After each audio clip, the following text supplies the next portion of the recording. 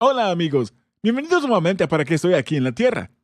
Hasta ahora, en esta serie, hemos visto los primeros dos propósitos de Dios para tu vida. Fuiste planeado para el placer de Dios, eso es adoración. Fuiste planeado para la familia de Dios, eso es compañerismo. Dios quiere que lo conozcas y lo ames, pero también quiere que lo conozcas y lo ames y seas parte de su familia.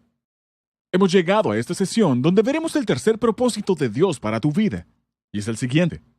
Fuiste creado para ser como Cristo. Este es muy bueno. Este es el propósito de discipulado. Dios no quiere que solamente sepas acerca de Jesucristo. Él quiere que te parezcas a Jesucristo. Este ha sido el plan de Dios para ti desde el propio comienzo de los tiempos. Romanos 8:29 dice esto. Desde el principio, Dios ya sabía a quienes iba a elegir, y ya había decidido que fueran semejantes a su Hijo.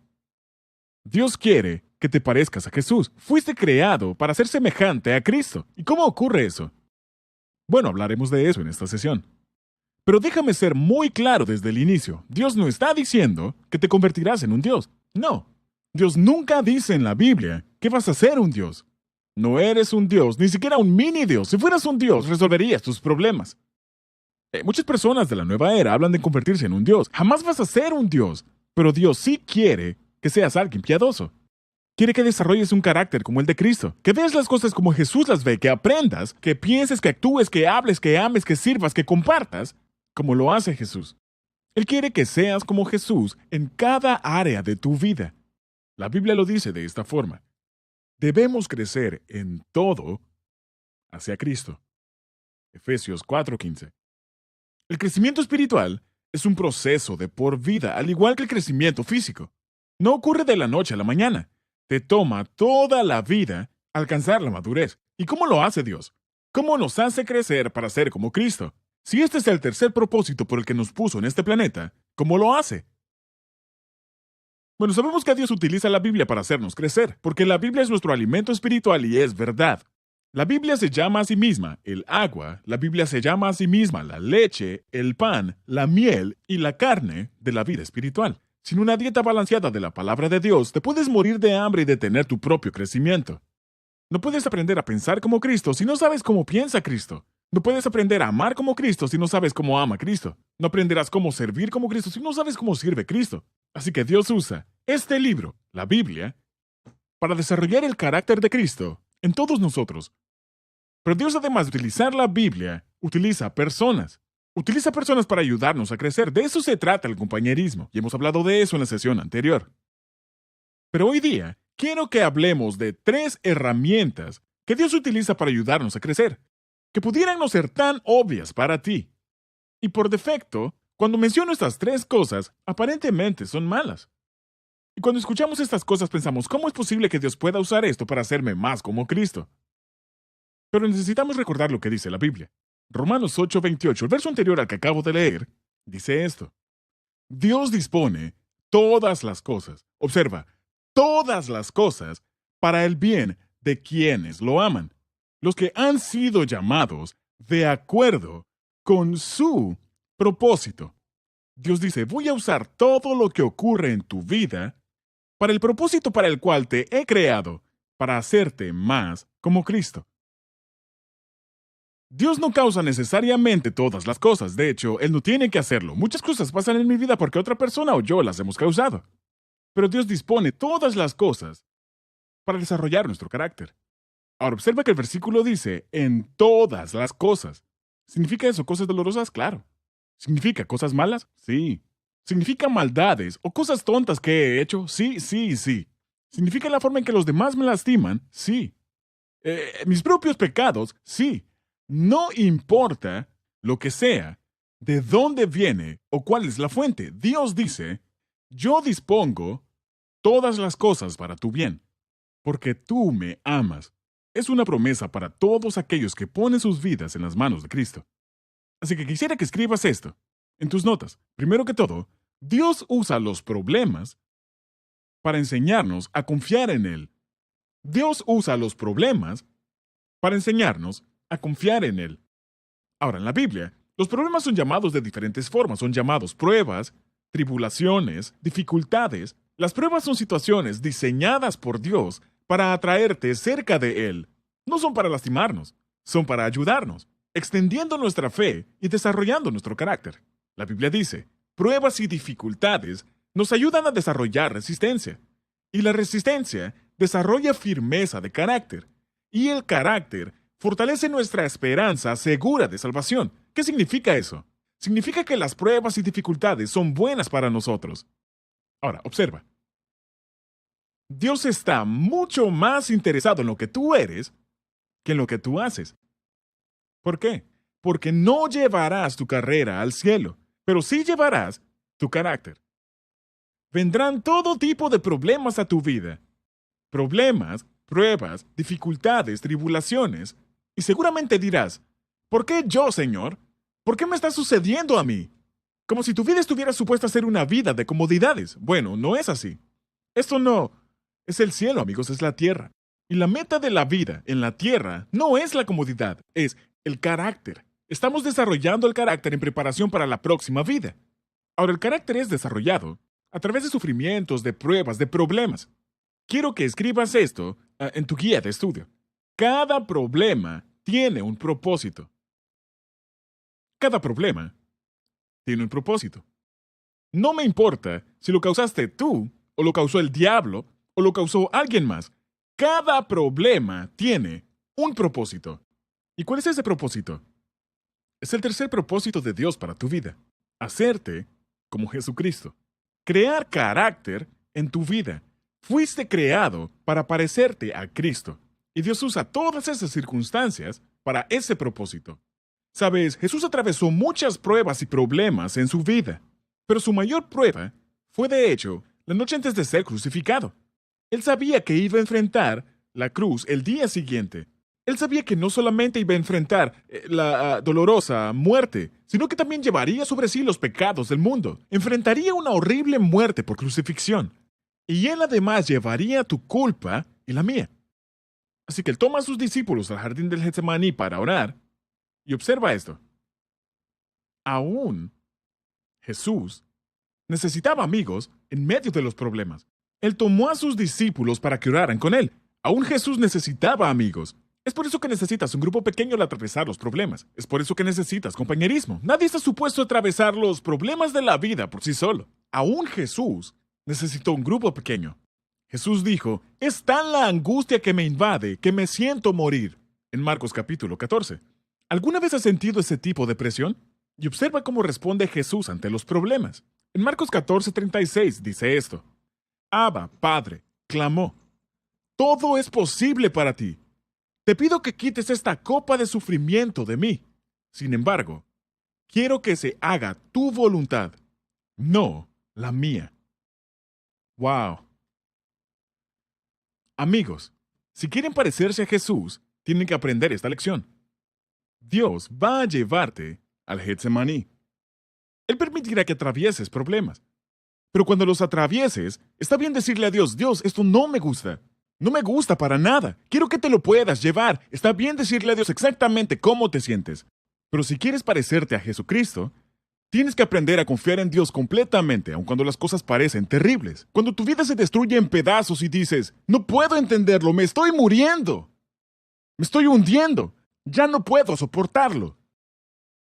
Cuando Jesús pasaba su hora más oscura, él dijo, Padre, yo sé que todo es posible contigo. Sin embargo, que sea hecha tu voluntad en mí. Y Jesús se rindió al plan de su Padre. Él nos está mostrando un modelo. Él nos muestra a ti y a mí a confiar en Dios, en los getsemaníes de la vida, en los problemas de la vida, cuando sentimos que tocamos fondo por última vez. Ahora, recuerda esto. En la eternidad, Dios va a recompensarte por tus problemas. La Biblia dice, pues los sufrimientos ligeros y efímeros que ahora padecemos producen una gloria eterna que vale muchísimo más que todo sufrimiento. La recompensa es más grande que el sufrimiento, y un día vas a ser recompensado. Dios dice que lo que estás atravesando ahora mismo no durará para siempre. Aun si dura toda la vida, no es nada comparado con los billones y trillones de años en la eternidad. Así que en comparación con eso no es nada. Dios dice, lo que estás atravesando ahora es ligero y temporal, pero vas a ser recompensado por tu carácter en el cielo por siempre y para siempre. Dios usa los problemas para enseñarnos a confiar en Él. Ahora, esta es la segunda herramienta con la cual Dios nos ayuda a parecernos a Cristo. Dios usa la tentación para enseñarnos a obedecerle. Sí, aún la tentación, Dios la usa para tu bienestar. Dios no nos causa la tentación. De hecho, la Biblia dice que Dios nunca nos tienta a hacer el mal. Dios no puede tentar, lo dice la Biblia. Y es muy clara al respecto. Pero Dios puede usar aún las tentaciones para hacernos más como Jesús. Sí, cooperamos con Él. ¿Por qué? Porque cada tentación incluye una elección. Podemos elegir hacer el mal o podemos elegir hacer el bien. Podemos elegir desobedecer o podemos elegir obedecer.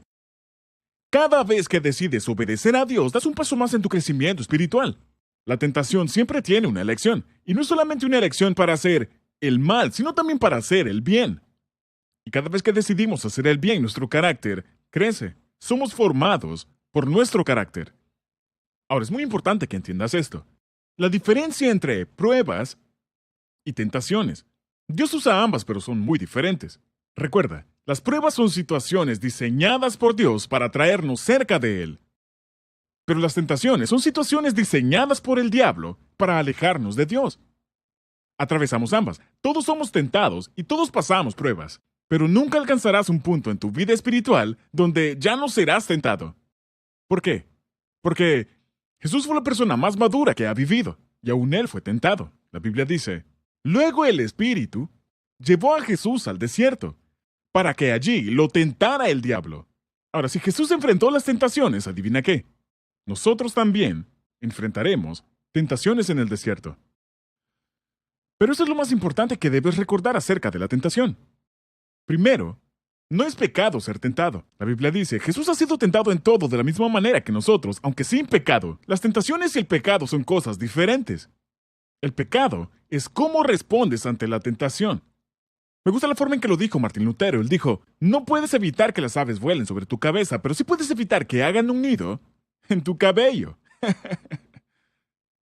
No es un pecado ser tentado. Lo segundo que quiero que recuerdes es que cuando seas tentado, todo el mundo es tentado de la misma forma. La Biblia dice, las tentaciones que enfrentan en su vida no son distintas de las que otros atraviesan. Primera de Corintios 10:13. Ahora, Satanás intentará hacerte sentir como si fueras la única persona que ha sido tentada de cierta forma. Y si alguna vez alguien se llega a dar cuenta de tu tentación, pensarán que eres un monstruo maligno o van a pensar que eres raro. La verdad es que todo el mundo es tentado exactamente de la misma forma. Poder, lujuria, avaricia, egoísmo, orgullo, venganza. Realmente no hay nada nuevo debajo del sol. La tentación siempre será una prueba de nuestro amor hacia Dios. ¿Qué es lo que amo más? ¿El dinero o Dios? ¿El poder o Dios? ¿Placer o Dios? ¿Sexo o Dios? ¿Comodidad o Dios? ¿Reputación o Dios? Todo se trata de a quien amo más. Recuerda, las tentaciones son situaciones diseñadas por Satanás para alejarte de Dios. Pero Jesús dijo, si me aman, obedezcan mis mandamientos. Ahora, cuando estás siendo tentado, lo tercero que debes recordar es esto. Es la última mitad del verso que acabamos de leer en 1 de Corintios, y dice esto. 1 de Corintios 10:13, segunda mitad, dice, y Dios es fiel. No permitirá que la tentación sea mayor de lo que puedan soportar. Cuando sean tentados, Él les mostrará una salida para que puedan resistir. ¿No son esas buenas noticias? Así que cuando escuches a alguien decir, es que simplemente no pude evitarlo. La tentación era demasiado fuerte para mí. No es cierto. Es una mentira. Simplemente no es verdad. La Biblia dice que Dios nunca pondrá sobre ti algo que no puedas cargar. Si estás siguiendo a Cristo, Dios te dará la fuerza para que lo logres. ¿Ves? Al final todo se reduce a tu elección. ¿Elegiré obedecer a la tentación o elegiré obedecer a Dios? Cada vez que eliges obedecer a Dios, te pareces más y más a Cristo en tu carácter. Y ese es el tercer propósito de tu vida. Así que, repasemos. Dios usa los problemas para enseñarme a confiar en Él. Y Dios usa la tentación. Él no las planea, pero sí las usa para enseñarme a obedecerle. Hay una tercera cosa que Dios usa para ayudarnos a parecernos a Cristo, y probablemente ya te ha pasado por la mente. Y es que Dios usa las ofensas para enseñarnos a perdonar. Dios usa las ofensas para enseñarnos a perdonar. ¿Y qué son las ofensas? Bueno, si las pruebas son diseñadas por Dios para acercarnos a Él, y las tentaciones son diseñadas por Satanás para alejarnos de Dios, las ofensas son situaciones diseñadas por otras personas para herirnos. Sí, vivimos en un mundo dañado y debido a eso las personas, en la vida, van a querer lastimarte.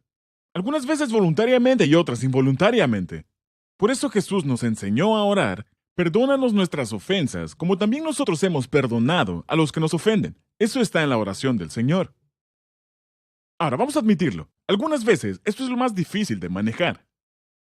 Una cosa es manejar los problemas, otra cosa es manejar las tentaciones. Pero ser lastimado por otras personas y tomar represalias es sin duda alguna el paso más importante y más difícil para parecernos a Jesucristo. Dirás, ¿por qué? Porque implica ser malentendido. Implica ser criticado, ser juzgado, ser lastimado física, emocional o verbalmente. Puede incluso implicar ser abusado. Y eso duele. Ahora, déjame ser perfectamente claro aquí. Las cosas que acabo de mencionar no son buenas, son perversas, son malas, son incorrectas. Y Dios no es el autor del mal. Dios no ha causado estas cosas. Dios odia el mal. Dios odia el pecado. Él se aflige cuando el pecado se lleva a cabo. Él llora al verlo. Pero Dios no protegió ni siquiera a su propio Hijo de estas cosas. Aún Jesús fue incomprendido y lastimado, juzgado y sí, aún abusado físicamente. Como puedes ver en la cruz, Jesucristo no solo cargó nuestros pecados, Él soportó un enorme abuso de las personas que lo pusieron ahí. La Biblia dice esto. Los que pasaban, en otras palabras, los que miraban a Jesús en la cruz, lo insultaban a Jesús, meneando la cabeza. Los ancianos se burlaban de él. Del mismo modo lo insultaban los ladrones que habían sido crucificados con él. Así que podemos ver abuso emocional, al igual que abuso físico, cuando Jesús estaba en la cruz. ¿Y cuál es la respuesta de Jesús a todo esto? Bueno, esto es lo que nos dice en el siguiente capítulo, Lucas 23:34. Jesús dijo: Padre, perdona a toda esta gente. Ellos no saben lo que hacen. ¿Podrías decir eso de frente al abuso?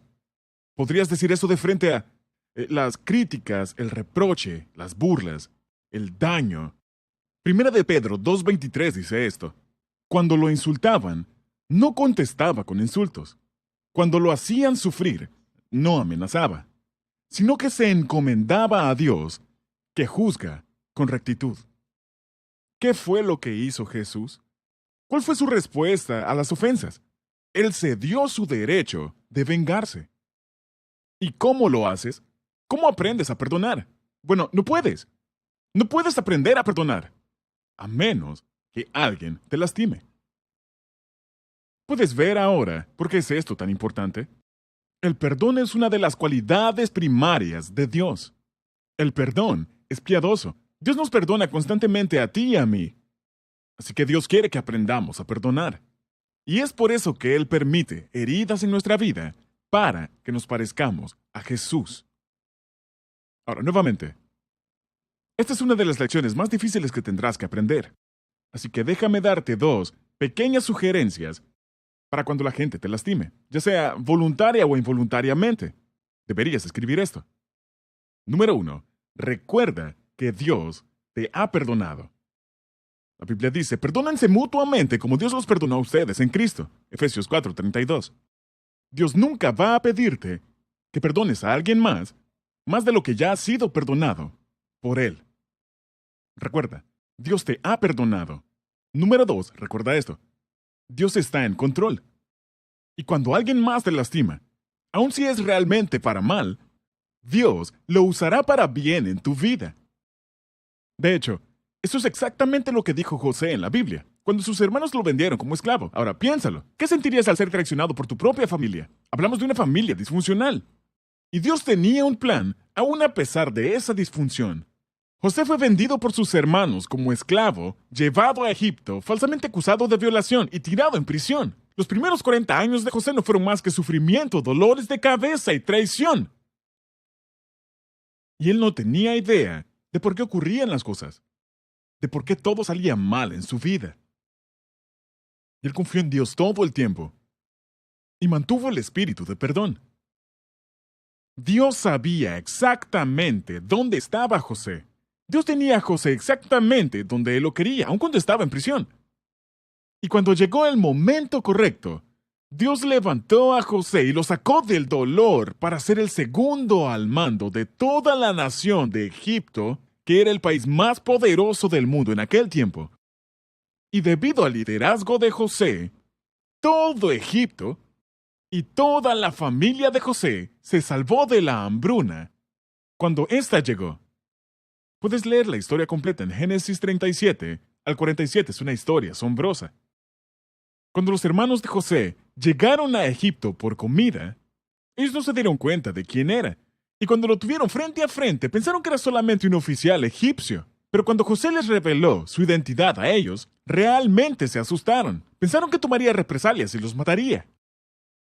Pero esto es lo que José les dijo a sus hermanos. Ustedes pensaron hacerme mal, pero Dios transformó ese mal en bien para lograr lo que hoy estamos viendo, salvar la vida de mucha gente. José sabía que en todas las cosas, Dios obra para bien de los que le aman y son llamados de acuerdo a su propósito. Este es un cimiento fundamental de vivir una vida con propósito. Que Dios usa los problemas para aprender a confiar en Él. Para que aprendamos a confiar en Él. Dios usa la tentación para que aprendamos a obedecerle. Y Dios usa las ofensas para que aprendamos a perdonar a otros. Y todo esto es para que nos parezcamos a Cristo. La Biblia dice en Romanos 8:17, Dios nos dará todo lo que le ha dado a Cristo. Pero también tenemos que sufrir con Él para compartir su gloria. ¡Qué gran promesa! Todo es para formarnos a la imagen de Cristo, como Dios quiere que seamos. ¿Inclinarías tu rostro conmigo? Quisiera que oremos. No sé lo que estás atravesando ahora mismo mientras compartí estas palabras. Pero sí sé la forma en que Dios quiere que respondas a pesar de lo que estés pasando. Él quiere que respondas ante esa situación de la misma forma que Jesús. Quiero que ores esto conmigo en tu corazón. Querido Dios, no quiero quedar estancado en la madurez espiritual. Quiero crecer para ser como Cristo. Ya no quiero seguir siendo un bebé. Quiero ser lo que tú quieres que sea. Fui creado para parecerme a Cristo y quiero parecerme a Jesús. En mi forma de pensar, en mi forma de sentir, en mi forma de actuar. Y si eso significa atravesar problemas, que así sea. Que tu voluntad sea hecha en mi vida. Confiaré en ti. Si eso significa atravesar el desierto, por favor, dame la fuerza para hacer buenas elecciones. Parecerme a Jesús significa que debo soportar heridas de otras personas. Por favor, ayúdame a perdonar a otros de la misma forma en que tú me perdonas. Y esto lo pido en el nombre de Jesús. Amén.